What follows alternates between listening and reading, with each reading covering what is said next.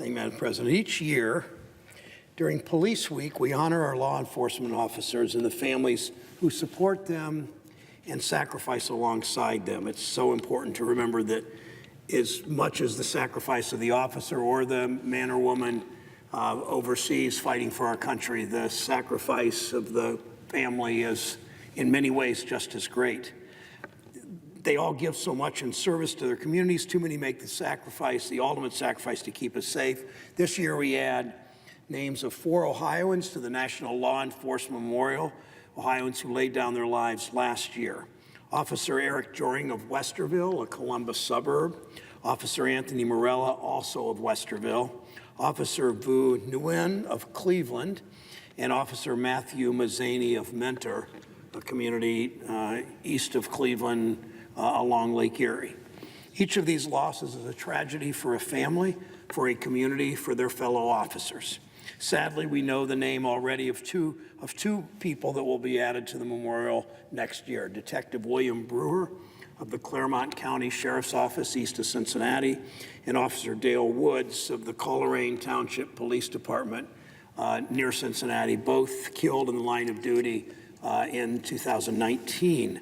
We can't begin to repay the debt we owe them and their families, but we can work harder, frankly, Madam President, to support their families and their fellow officers as they work to keep our communities safe.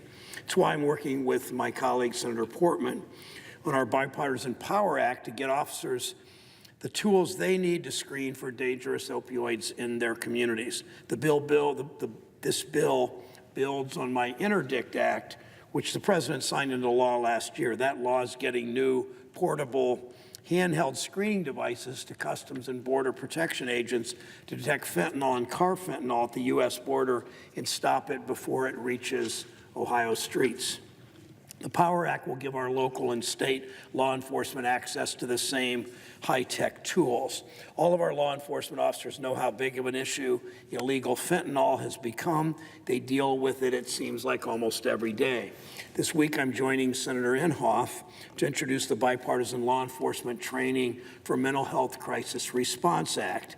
We've seen too many officers hurt. We see far too many police officers and sheriff's deputies and federal agents killed responding to people in their communities suffering a mental health crisis. This bill would invest in training to help officers resolve those situations safely for themselves and for the communities they serve.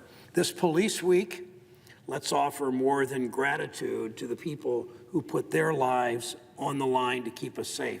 Let's support these women and men by getting them the tools they need to do their jobs for themselves and for our communities.